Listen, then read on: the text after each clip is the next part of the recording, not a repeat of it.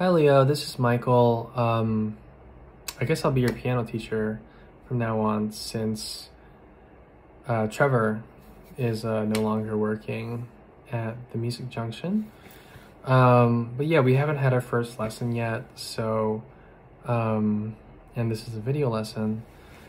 So there's not a whole lot of grounding for where we should start. So I thought I would just give you something that's sort of basic, but can be worked on for all levels.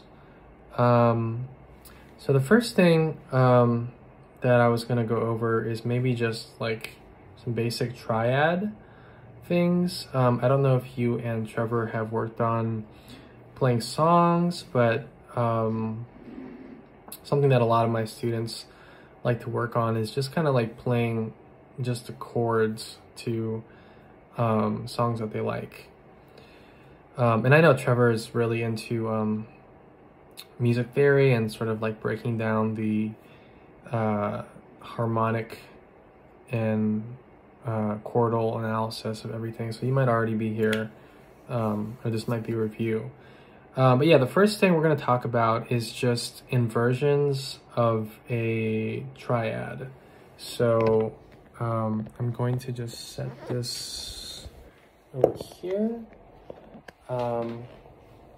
So starting with just our C major triad, which is just C, E, G. That's a root position chord.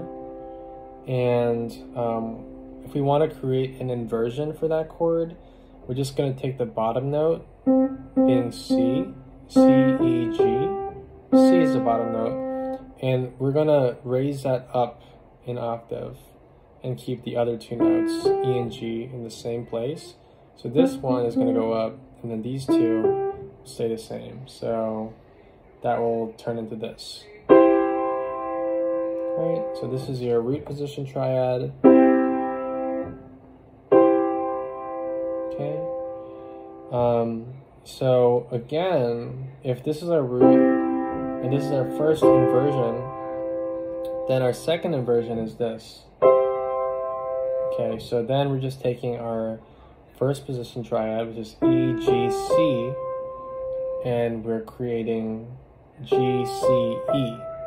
Okay, so another way to just think of it is C, E, G is our root position, E, G, C is our first inversion, G, C, E is our second inversion. And then if you do another transposition of the bottom note from the second inversion, you'll just have the root position again, so it'll repeat.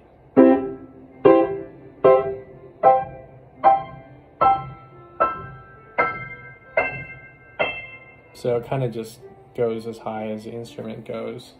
So to create that in sort of an exercise, and I find that exercises are best implemented when we have some sort of rhythmic, some sort of rhythm. Okay, so if you want to use like a drum machine, you could probably just like YouTube search like drum backing track, like 100 beats per minute, and it would just be like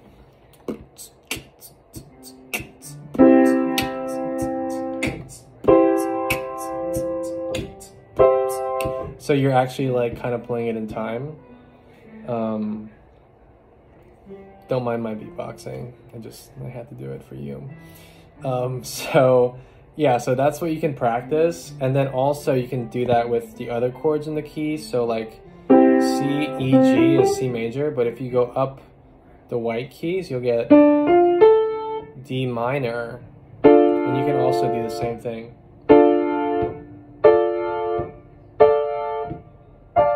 So like maybe you could do an exercise like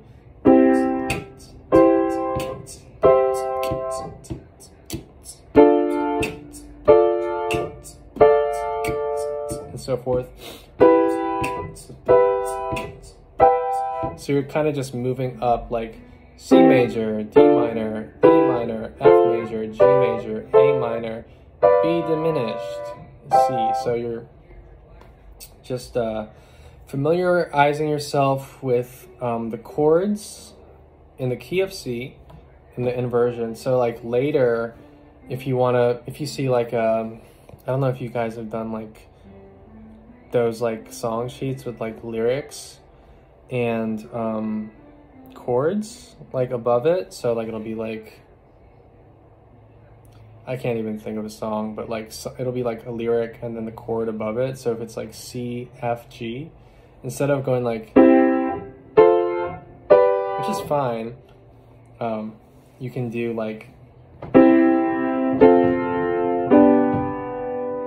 right, it just has a more like connected sound, because like the voice leading is better. And then you can do that again, like starting on this inversion.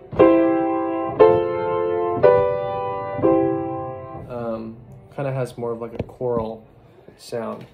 Okay, I know that was kind of a lot of information, but I hope you learned something. If you have any questions, feel free to shoot me a message in Teacher Zone, and I'll try to explain over text, or maybe I can send another video or something.